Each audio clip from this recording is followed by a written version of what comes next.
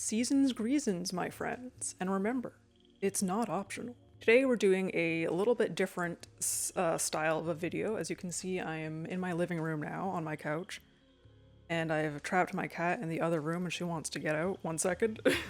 This video is going to be a little bit more loosely scripted than my videos usually are, but I have my notes here on my iPad, so if you see me looking down, that's why. And then I also have my beautiful handmade display here, my conspiracy theory board. All the pictures are really dark because my printer sucks ass. Yeah, and I guess without further ado, let's go. So, as I'm sure you can tell from the title of the video, today we are going to be talking about early 2010s Tumblr aesthetics. Tumblr is, because a lot of people seem to think that it's like a MySpace situation where like the website is still up, but you can't like do anything on it anymore.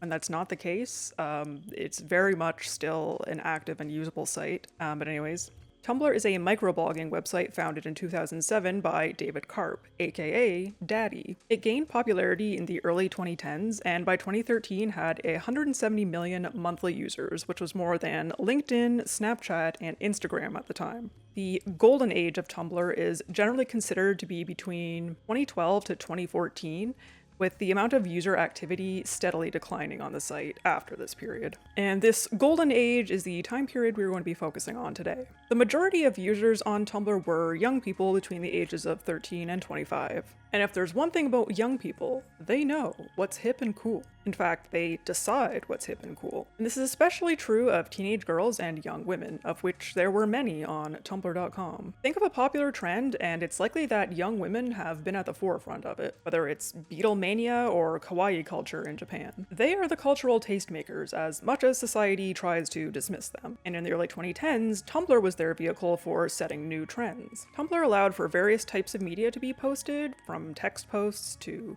videos to links, but most importantly, you could post photos, and multiple photos at a time at that. While text posts were popular, image posts were arguably more so. These posts could also be tagged to allow users to more easily find posts relating to their interests. And all of this made Tumblr an excellent environment for the formation of aesthetic communities. But what is an aesthetic community, you ask? Well, aesthetics is a branch of philosophy dealing with the nature, creation of, and appreciation of beauty, dating back to the ancient Greek times. However, in the 2010s, young people began using the word in a different sense to apply to anything that they thought was beautiful. For example, one might say, OMG, this edit of Shinji Ikari crying on a purple grid background with a VHS filter over it is so aesthetic.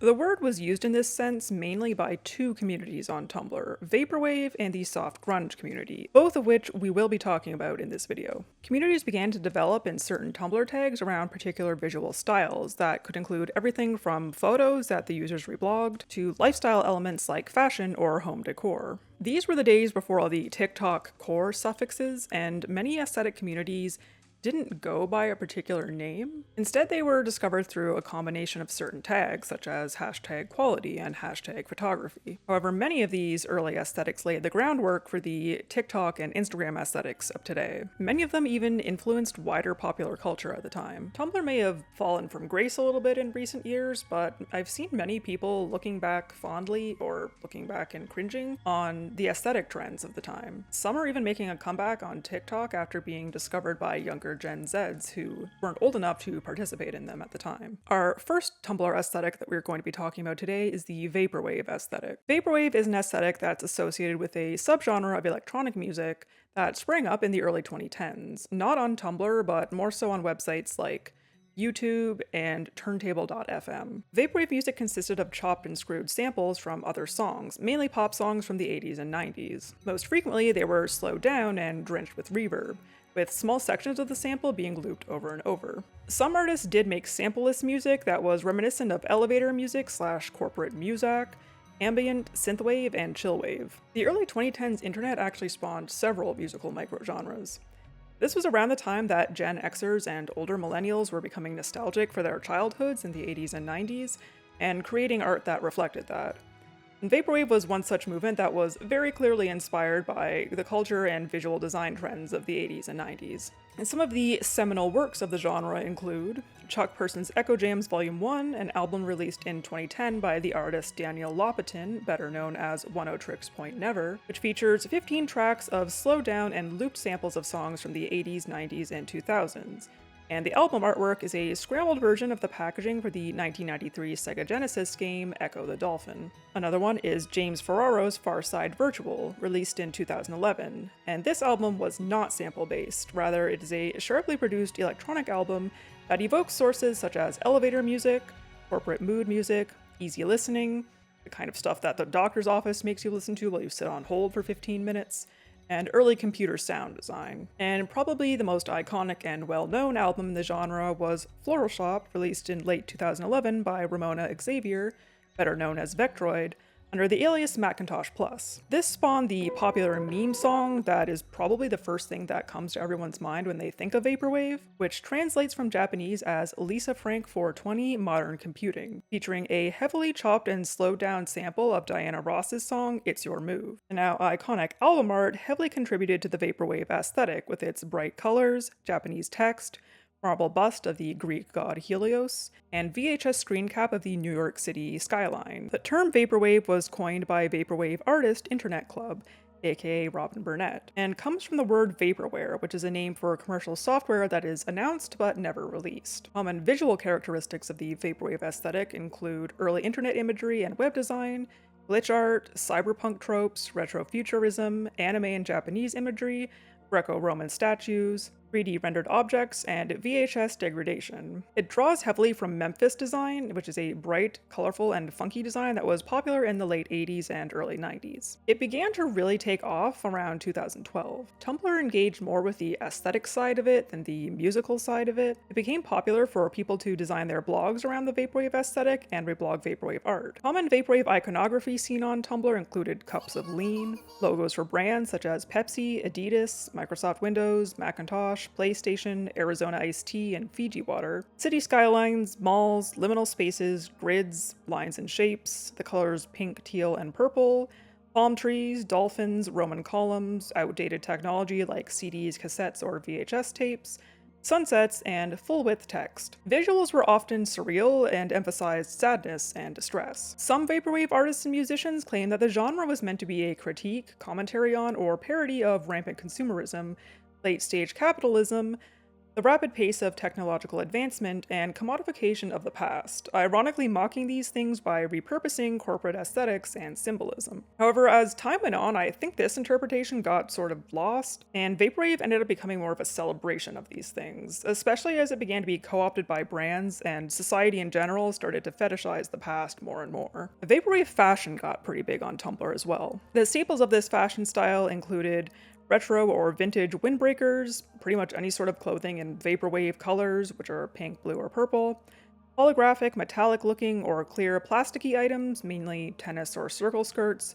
boots or shoes, jackets, and accessories, pieces depicting common Vaporwave iconography, sunglasses, ball caps, bucket hats, and beanies, 80s and 90s inspired clothing, and pastel-dyed hair. Brands selling explicitly Vaporwave-inspired items sprang up, including Palm Treat, which is where I got this shirt from, Vapor 95, In Control, and Public Space. Several subgenres splintered off of Vaporwave, including Future Funk, which focused on sampling 80s funk and disco and Japanese city pop, with an emphasis on retro Japanese and anime aesthetics, Mallsoft, which focuses on the capitalist hellscape side of things, Vapor Trap, which leaned more into trap and hip-hop sounds and aesthetics, Dream Punk, which has a more ambient sound and leans into cyberpunk aesthetics, and dozens of others. Aside from music, other media that was considered to have a Vaporwave aesthetic quality were the films Blade Runner and Blade Runner 2049, Drive, Chungking Express, Akira, Lost in Translation, and Ghost in the Shell, 80s and 90s anime like Macross, Sailor Moon, Neon Genesis Evangelion, Urusei Yatsura, and Serial Experiments Lane, video games like Hotline Miami, Echo the Dolphin, Mall Quest, Broken Reality, VA11 Hall A, Cyberpunk 2077, and pretty much just any game that came out in the 80s or 90s. And YouTube series like Dan Bell's Dead Mall series or SkyCorp Home Video's satirical recreations of 80s and 90s TV commercials. Around 2015, Vaporwave started to be seen more as a meme than a serious musical genre. The aesthetic started to be seen as gaudy or tacky and came to be used only in an ironic or meme way. Both the aesthetic and the music were criticized for being formulaic and repetitive, constantly relying on the same motifs and becoming cliched. It was also criticized for appropriating and commodifying elements of East Asian, especially Japanese, culture, at a time when interest in social justice was on the rise on Tumblr. Many thought that Vaporwave music took little skill to make, so they would make their own low-quality Vaporwave tracks as a way of mocking Vaporwave musicians. Classic artists of the genre began to reject the label or leave the community altogether, and today many of them have either disappeared or moved on to making other styles of music. Vaporwave is dead became a commonly parroted phrase. This was also around the time when Simpson Wave started to become popular. Simpson Wave was a meme trend mainly on YouTube, in which Vaporwave songs were paired with clips from The Simpsons, often ones with a particularly melancholic vibe, typically edited to look more trippy and Vaporwave-esque. The very first Simpson Wave edit was actually posted on Vine, rest in peace, in which a clip from the episode Bard on the Road was set to the song Resonance by Home, which isn't really a Vaporwave song, it's more synthwave, but it often gets lumped in with it. It was then popularized on YouTube by Lucian Hughes, and many other creators followed suit. In 2016, YouTuber and musician Frank Jav C uploaded a satirical tutorial on how to make a Simpson Wave edit, which gave the genre even more exposure. Just realized I haven't even been using my pointy thing. That's Vaporwave, okay? Vaporwave also became a meme on Vine outside of Simpson Wave, with songs like Resonance and Lisa Frank 420 Modern Computing frequently being used in videos in a humorous fashion. And here are two of my favorites.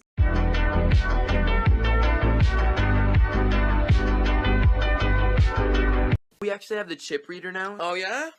Oh, it's not gonna work with that kind of Transaction completed. In the late 2010s, Vaporwave and its associated aesthetics began to be appropriated by members of the alt-right, creating their own version of it called Fashwave.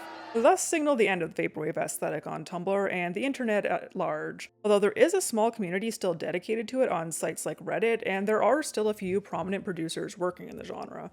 I've actually noticed quite a few Vaporwave artists on Blue Sky, and I've seen like a poster going around recently for some kind of like a Vaporwave festival, I believe, so it is still alive. Vaporwave is not dead. And it also lives on in various other aesthetic trends that it inspired, such as weirdcore, dreamcore, liminal spaces, kidcore/nostalgiacore, witch house, Seapunk, pastel grunge, and the current Fruitiger Arrow revival. So speaking of Seapunk, that was one aesthetic that was very closely related to Vaporwave. I wouldn't say it spawned from it because they were sort of around at the same time, but they definitely borrowed a lot from each other. Unlike Vaporwave, it didn't come from a musical genre, but it sort of created a musical genre like after the aesthetic, but it was much shorter lived than Vaporwave was. It originated on Tumblr in 2011 and consisted of early CGI graphics, references to 90s pop culture, and of course, aquatic themes. Popular motifs included bright greens, blues, and turquoise, mermaids and dolphins, Ray-Ban sunglasses, shell jewelry,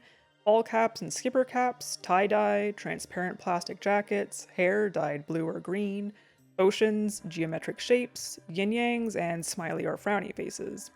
And as you can see, there is a significant overlap here with the Vaporwave aesthetic. The term Seapunk came from a tweet from DJ Lil Internet, self-proclaimed Seapunk historian, in 2011 that read, "Seapunk leather jacket with barnacles where the studs used to be." The music genre was EDM based and borrowed from things like witch house, chiptune, drum and bass, and southern rap. Associated musicians included Ultra Demon, Azealia Banks, Zombell, and Lil Internet himself. Many more prominent musicians heavily borrowed from Seapunk aesthetics, including Rihanna, Katy Perry, Nicki Minaj, Lady Gaga, Soulja Boy, Grimes, and Creation. And it spawned several even more obscure subgenres, including slime punk, ice punk, and ocean grunge. But it more or less died out by 2012 because I think it was just too specific and niche to survive for very long. So now we move on to the other music-based subgenre that is very close to Vaporwave, Witch House. Witch House spawned online around 2010 and gained popularity on Tumblr and other social media sites throughout the early 2010s. The musical genre is characterized by high-pitched synths, heavy bass lines, trap-style drums,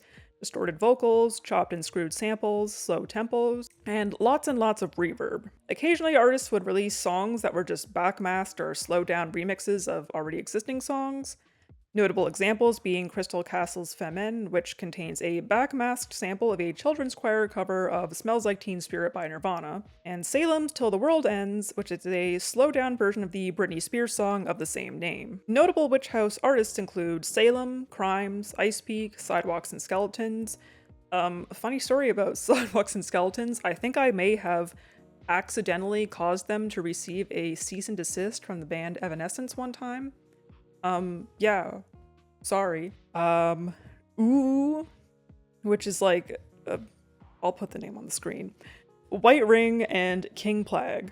Many also consider Crystal Castle's music after their first album to be heavily Witch House inspired. The visual style consists mainly of occult, witchcraft, and horror iconography. Commonly seen motifs include crosses, triangles, pentagrams, dark reds and purples or black and white, skulls, galaxy print, Baphomet, glitch art, stars and moons, cemeteries, and Unicode characters. The associated fashion style was very similar to new goth, streetwear, techwear, and grunge styles that were popular at the time. Similar to Seapunk, the term witch house was coined as a joke by electronic artist Pictureplane. He jokingly used it to refer to the music himself and his friends were making because it was occult-based house music. I would say that the genre started to die out around the time Alice Glass announced her departure from Crystal Castles in 2014.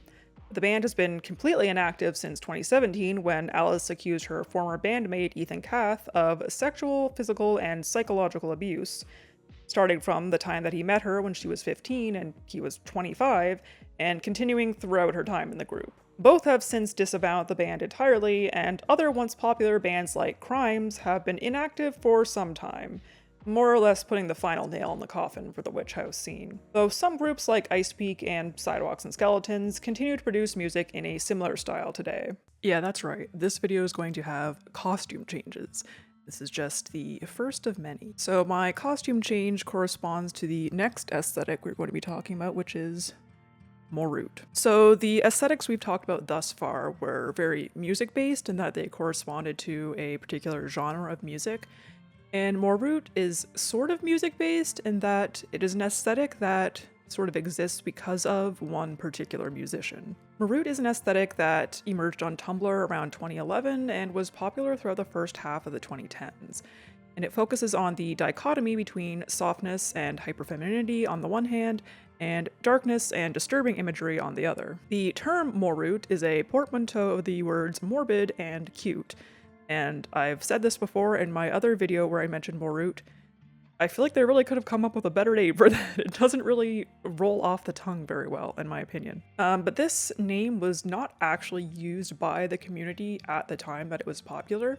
It's more so a name that's been applied to it in retrospect, I think probably by people on TikTok in the 2020s who have sort of rediscovered this aesthetic and taken an interest in it, because they have an obsession with labeling everything. At the time, this community didn't really call themselves anything. I think they just kind of identified each other or like categorized their posts based on combinations of tags, in particular the tags creepy and cute. I've also seen this community referred to as sad baby doll, although I've mostly seen this applied to the community by people outside of the community in a more derogatory manner. So the main figurehead of this scene was Nicole Bell, who went by the name and still goes by the name Nicole Dollenganger, who was a blogger, artist, and musician who started posting her art and uploading songs that she had written and recorded herself in her bedroom to Tumblr in 2011. She quickly gained a following for these things and also for her personal style,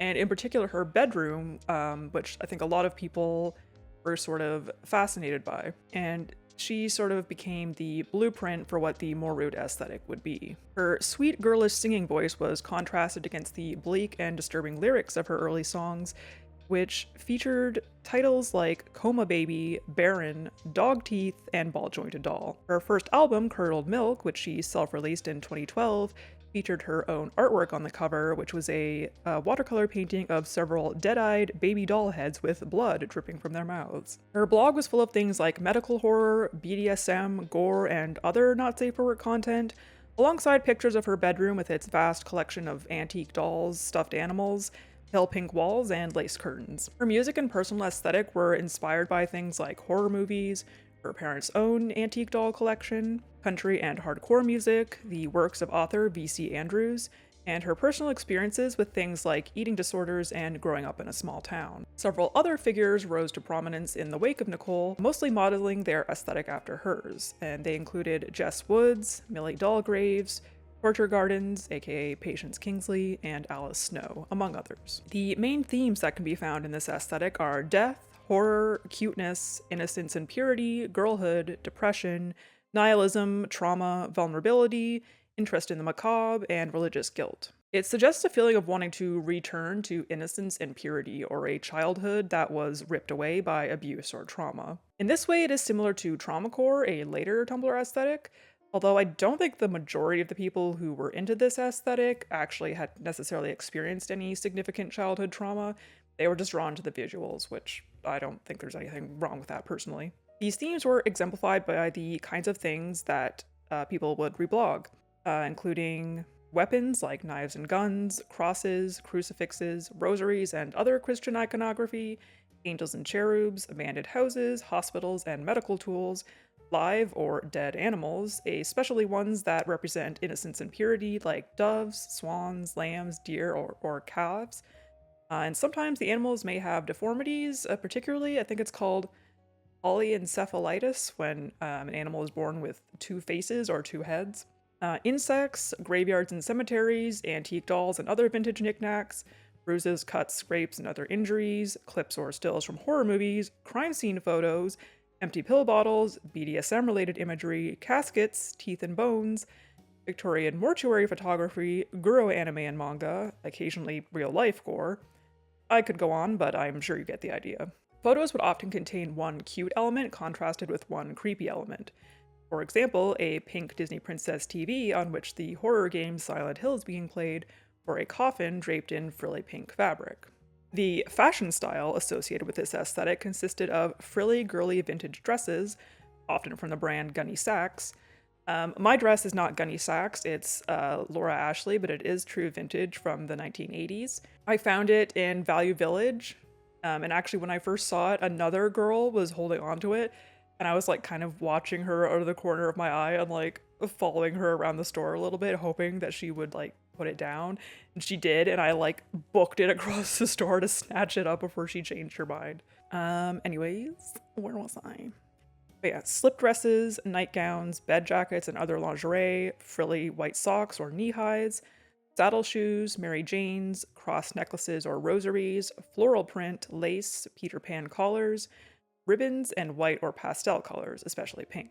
Sometimes this cute and girlish clothing would be contrasted with harsher accessories like spiked collars, harnesses like the one I'm wearing right now, platform boots, or patches and pins for metal bands. Aside from Nicole Dollanganger, other musicians favored by the Morute girlies included Lana Del Rey, female-led grunge bands like Hole, Jack Off Jill, the Dresden Dolls, Babes in Toyland, and Daisy Chainsaw, Katie Jane Garside, indie bands like Elvis Depressedly and Teen Word that I don't think I can say on YouTube, and metal or hardcore bands and artists such as Marilyn Manson. Later on, this would expand to include artists that some of whom were probably inspired by Nicole Dollanganger, such as Melanie Martinez, Jasmine Bean, Flowerface, Mercy Necromancy, Angelic Milk, Poppy, Yataxa, Rosie Diamond, Alita, and early Ethel Cain, among others. The Morute aesthetic began to decline on Tumblr starting around 2016 after the release of Nicole Dollanganger's fifth album, Natural Born Losers, the year prior, her first album that was not entirely self-produced. This marked the beginning of a long hiatus from her, both in terms of making music and on Tumblr. Many of the other prominent figures in the community either became inactive, moved on to other things, or deactivated their blogs altogether around this time. With the ban on not safe for work content on Tumblr in 2018, even more blogs were deleted, and it became difficult to post some of the more extreme imagery found in the aesthetic. The culture on Tumblr was also shifting around this time.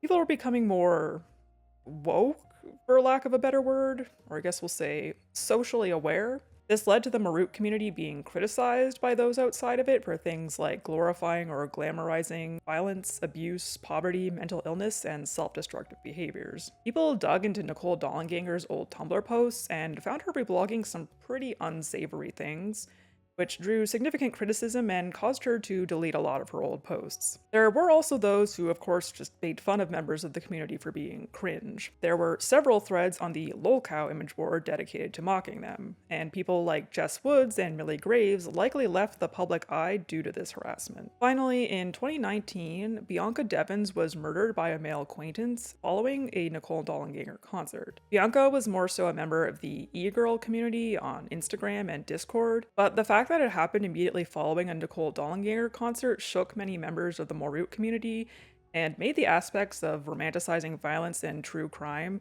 seem less appealing now that it hit closer to home. The Tumblr Morute community definitely still exists, but it's much smaller than it was at its peak. I became a Nicole Dollanganger fan in the later 2010s and ran a Morute blog for several years, but I was definitely a latecomer to the community, and a lot of the posts that are reblogged around that time were uploaded by blogs like years prior. Nicole Dollanganger does still release music periodically. Most recently, she released an album at the beginning of 2023, but her Tumblr days seem to be long behind her. Many of the popular Morute posts that weren't removed during the 2018 purge still get reblogged and reposted to this day, but they have splintered off into newer aesthetic communities that take inspiration from certain aspects of Morute, such as Traumacore, like I mentioned earlier, Coquette, and Regional Gothic, all of which I will be discussing in a later video. Morute, as I said, did gain a slight resurgence in popularity on TikTok and Pinterest in the early 2020s,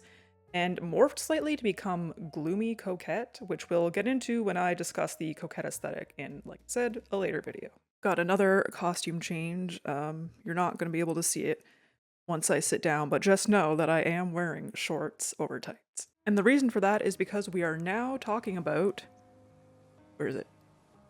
Soft grunge. So soft grunge is sort of like the Tumblr aesthetic. Like, it was probably the biggest aesthetic on Tumblr in the early 2010s. And when you say 2014 Tumblr, like, this is probably the aesthetic that you're going to think of first. This is like that photo of those kids standing against the brick wall. You know the one. Also known as pale grunge, soft grunge emerged on Tumblr around 2013 and was fairly popular until around 2016. It can be described as a cleaner and more modern take on 90s grunge. It became so popular that it began to influence mainstream trends outside of Tumblr. It's hard to pinpoint the exact genesis of this aesthetic, but I think it could be linked to a few factors. It could be that it was a continuation of the main alternative aesthetic trend from the previous decade, emo. Tumblr also provided an accessible outlet for aspiring photographers and fashion bloggers, many of whom helped to popularize this aesthetic. Many soft grunge bloggers were also involved in fandom, which of course had a huge presence on Tumblr. In addition to pulling from grunge, soft grunge also borrowed from other Tumblr aesthetics such as Vaporwave and Quality, which we are going to talk about later. Common themes and visuals found on soft grunge blogs included band posters, album covers, and other merchandise, black and white edits of movies and TV shows, cigarettes, photos where the subject's face is obscured, Greek statues, Japanese kanji, anime-style drawings or graphics, East Asian food like sushi or bubble tea, lyrics and quotes in sans serif fonts on a solid color background, grid patterns, usually in black and white, old CRT TVs or computers, plants, especially succulents and cacti, Polaroid photos and cameras, outfit pictures, technology like iPhones, MacBooks, video game consoles, and headphones, water bottles, particularly the brands Fiji, Voss, Evian, BLK, Smart Water, and Boxed Water, pools, gloomy landscapes or nature photos, and skateboards or people skateboarding. The photos were either very clear, crisp, and high quality, or had grunge or vintage filters placed on them. Soft grunge bloggers were into very particular types of media. The music they usually listened to was indie rock or pop, and included artists such as Lana Del Rey, Marina and the Diamonds,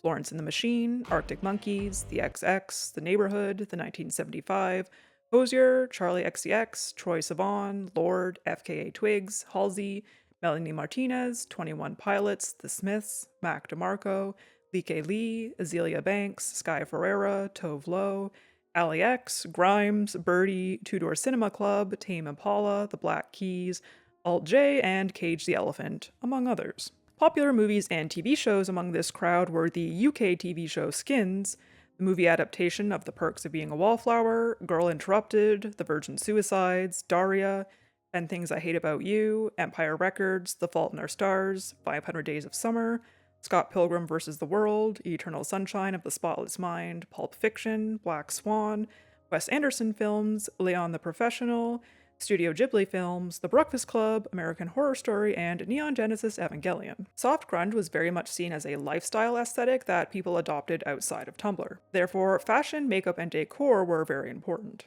Japanese fashion, 2000s emo, and 90s grunge were significant influences. Characteristics of the fashion were monochrome black and white or pastel color palettes, band or simple graphic TV shirts or muscle shirts. Bonus points if it has the Joy Division Unknown Pleasures or Arctic Monkeys AM album covers on it. Grid prints, galaxy prints, leggings, flannel shirts, high-waisted bottoms, cuffed jeans, black skinny jeans, bonus points if they're ripped, denim or leather jackets, pleated tennis skirts or skater skirts, fishnet tights, knee-high or thigh-high socks, Converse sneakers, Vans, Doc Martens, Creepers, Nike Air Force Ones, Adidas Superstars, chokers, especially tattoo chokers, beanies, wide brim hats, flower crowns, round sunglasses, studded or grommet belts, shorts over tights, tops either cropped or tucked into pants, and grandma or grandpa sweaters. Thrifting did start to become a lot more popular around this time, but this was also around the time of the major rise in fast fashion, so a lot of people into the soft grunge aesthetic did just buy their clothes from the mall, and there was a lot of emphasis on owning things from particular brands, including Nike, Adidas, American Apparel, Hot Topic, Brandy Melville, Zara, H&M, or Forever 21, as well as technology, particularly Apple products. In terms of hair and makeup, winged eyeliner, smoky eyes, thick, heavily penciled eyebrows, this was the eyebrow blindness era, and dark matte lips were the typical look. Hair was usually long and straight or slightly wavy, or a short bob with blunt bangs. It could be dyed dark natural colors, bleached, or faded fashion colors. Popular hairstyles were twin French braids, messy buns or ponytails, space buns, and pigtails. The soft grunge girlies often posted pictures of their bedrooms, and they were usually decorated in a very particular way. Plants, particularly succulents and cacti, grid-patterned bedding, white walls, simple, minimal decoration, Polaroid pictures, album covers and band posters on the walls, marble patterns, fairy lights, record players and vinyl records, and r/I'm 14 and this is deep quotes painted on the walls were common in soft grunge rooms. As mentioned previously, soft grunge breached containment and ended up becoming very popular off of Tumblr as well. Mainstream clothing brands like those I just mentioned took cues from soft grunge when designing their new collections, thus creating a widespread trend adopted by people who didn't even have a Tumblr account. It also contributed to the rise to mainstream popularity of alternative and indie music throughout the 2010s. For example, artists like Marina and the Diamonds and the Arctic Monkeys had been making music for many years prior, but they had albums that ended up being huge on Tumblr, Electra Heart and AM, and that sort of brought them more mainstream attention. Soft grunge started to decline in the latter half of the 2010s. It started to draw criticism for things like romanticizing mental illnesses like depression and anxiety disorders, and glamorizing self-destructive behavior such as smoking. Participants in the soft grunge aesthetic also tended to have a not like the other girls mentality, which began to be criticized in the latter 2010s when issues like internalized misogyny started being talked about more. Tumblr in general also just started to decline in the wake of DashCon in July 2014, and dropped off even more sharply with the porn ban in 2018, causing it to become a much less influential website overall. A lot of the big Tumblr influencers of this time ended up moving on to other sites like Twitter or Instagram. However, the fashion, makeup, and decorating style of soft grunge did morph into other Tumblr aesthetics that came later, such as Artho and Visco. And I've seen a lot of people predicting recently that a lot of these kind of soft grunge fashion trends are going to start making their way back into the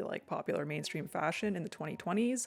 I've seen people predicting this for a few years now, but I haven't really seen it a lot yet in day-to-day life or even fashion influencers online. But I do feel like it's going to happen soon because the trend cycles for basically everything, but especially fashion, are becoming shorter and shorter, so yeah. Now, another aesthetic that was closely related to soft grunge was Pastel Goth. You may recognize the Pastel Goth girl here from the one Tumblr post that was like the types of Tumblr girls, and then one of them for some reason was the swag Asian, whatever that means. Pastel Goth was an aesthetic that blended elements of mall goth, soft grunge, and Japanese kawaii fashion styles such as yami kawaii and guro kawaii. And the style actually emerged not on Tumblr but on VK, which is a Russian social media site. And it ended up spreading to Lookbook and Tumblr in the early 2010s, where it then became very popular. Commonly posted and reblogged visuals on Tumblr included pastel skies and galaxies, inverted crosses, skeletons and skulls, bats, eyeballs, dripping fonts, hearts, pentagrams, crying anime eyes, kanji, yin-yangs, Ouija boards, and coffins. But all of these were portrayed in a cute way in dreamy pastel colors, especially pink, purple, and mint green. And the most important part of this aesthetic, I would say, was the fashion. It followed the same general trends as soft grunge, with things like pastel dyed hair or wigs, bangs, space buns, leggings, high-waisted bottoms, tights over shorts, evanescent skater skirts, fishnets, knee-highs, Doc Martens, creepers, beanies, flower crowns, and wide-brim hats also being present here. Some elements that were unique to Pastel Goth were the more varied pastel color palette that often had black accents, oversized cardigans and sweaters, collared shirts, cross, bat, eyeball, and skull prints and graphics, dyed denim vests, printed tights, frilly socks, Lita shoes, platform goth boots such as demonias, garters, especially leather-studded or spiked ones, pastel or black lipstick, and a bigger emphasis on accessories, namely studded or spiked headbands and chokers, chains, chunky cross necklaces, bows and earrings, or hair clips shaped like eyeballs, bats, coffins, or skeletons. Now, this fashion style, unlike soft grunge, never really went mainstream, so the stores selling this type of clothing were usually a bit more niche. Although you could find some pastel goth pieces at stores like Hot Topic. Some popular brands included Omocat, Devilish, In Control, Creepsville, Listen Flavor, Dolls Kill, Too Fast, Killstar, Unicorn Cosmetics, and Syndrome. Some popular figures in the scene, either because they exemplified pastel goth fashion or because those in the community admired them, included Melanie Martinez, Carrie Pamu Pamu, Jess Soares, aka Rotting Doll, Pastel Bat, Julia Zelg, Juria Nakagawa, and early days Pixie Locks. I'm obsessed with the shirt that just has, like, written in marker, The Smiths. No shade though, I'm a Pixie Locks stan of many years.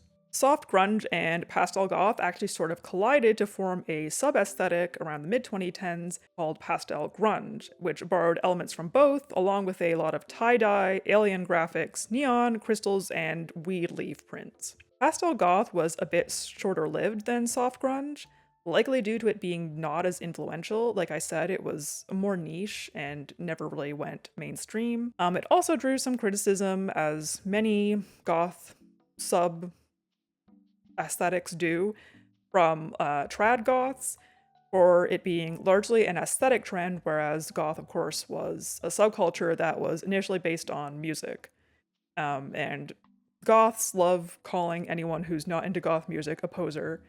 And, like, that's not shade, like, I get it. However, pastel goth did heavily inspire the e-girl / e-kid trend that was huge on TikTok and Instagram in the early 2020s. My beanie is, like, sliding off. I don't know why people in the 2010s wore their beanies, like, fucking half off their head. This is so annoying. Anyways, next we are talking about quality Tumblr. My beanie just fully fell off. You know what? Fuck that. So to talk about quality Tumblr, we first have to talk about the concept of the hipster, which was around for many years, but there was a very particular type of hipster that sort of arose in the late 2000s and early 2010s in response to the recession. And these hipsters were characterized as people who aimed to stand out from the mainstream, who wore vintage fashions, listened to indie music, were, like, artsy-fartsy, and frequented coffee shops. And it seems natural that some of these people would gravitate towards a new microblogging platform full of people with niche interests, such as Tumblr. So when I first joined Tumblr, and for my first, like, several years on the site, I was mainly involved in the fandom side of the site.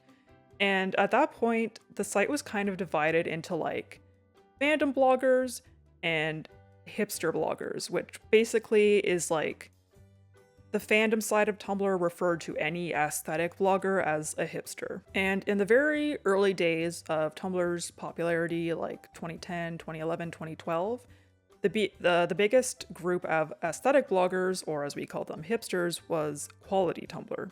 And the reason they were called this is because they tagged their posts with #quality, because most of what they posted was very high quality photos taken with DSLR cameras as opposed to like just a phone.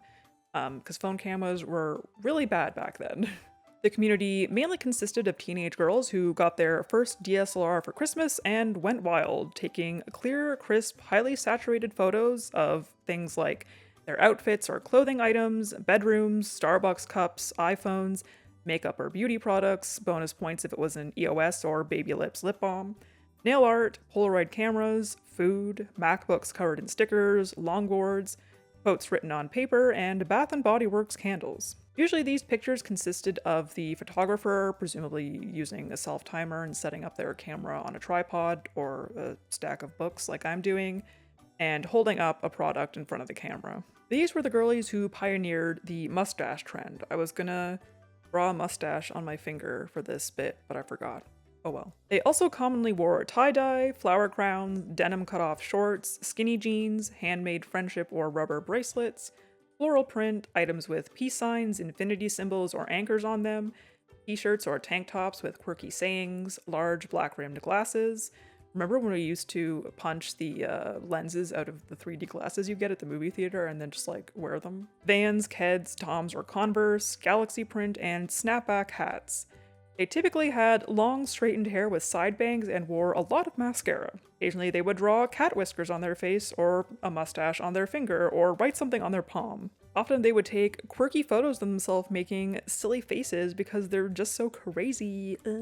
Despite the fandom hipster divide on Tumblr, a lot of people on quality Tumblr were also involved in fandoms, usually One Direction or 5SOS, John Green novels, YouTubers such as Dan and Phil or Tyler Oakley, the Hunger Games books, Disney, and BBC Sherlock, to name a few. Popular figures in the community or admired by the community were Asacia Brinley, Just Girly Things, Zoella, and Bethany Mota. This aesthetic community was fairly short-lived because it ended up being overtaken by soft grunge not long after, and that sort of became the dominant aesthetic community on Tumblr. Towards the mid-2010s, it also became popular to mock girls and women for being basic, and a lot of the things that were considered basic were things that the quality Tumblr girls liked, like Starbucks, iPhones, Uggs, taking pictures of everything. And, you know, nobody wanted to be like the other girls, so they ended up abandoning all of those things. However, echoes of quality Tumblr can be seen in the later Tumblr aesthetic Arto and the 2019 TikTok aesthetic Bisco Girl. All right, let's have a moment for the final outfit change. Check out this skirt that has a heart-shaped pocket. I don't think I've had my hair in a ponytail this high since I was like 14 years old. So the final aesthetic we're going to be talking about today is 2014 Girly. So this aesthetic was sort of the yin to soft grunge's yang. It was popular around the same time, starting around 2012 and peaking in 2014. As the name implies, this is a very feminine aesthetic. It put a girly spin on many of the popular trends of the time. Common visuals included Victoria's Secret products, bags, and fashion shows, Starbucks drinks, particularly the pink drink and frappuccinos with whipped cream, Yankee candles, Maybelline baby skin and Too Faced makeup products, cute shower gels, lotions, body sprays or perfumes, bows, Yours Truly era Ariana Grande, bath bombs, pink chocolates, ice creams, and other sweets, and florals. In terms of style, pale pink, white, and mint were the main colors. Clothing items and accessories could include fuzzy cardigans, oversized sweaters, lace camisoles, plain white t-shirts, puffer jackets, denim jackets, peplum tops, bustiers, black or gray leggings or sweatpants, lacy lingerie, light wash skinny jeans and denim shorts, skater or tennis skirts, silk robes and pajamas, 1950s inspired dresses,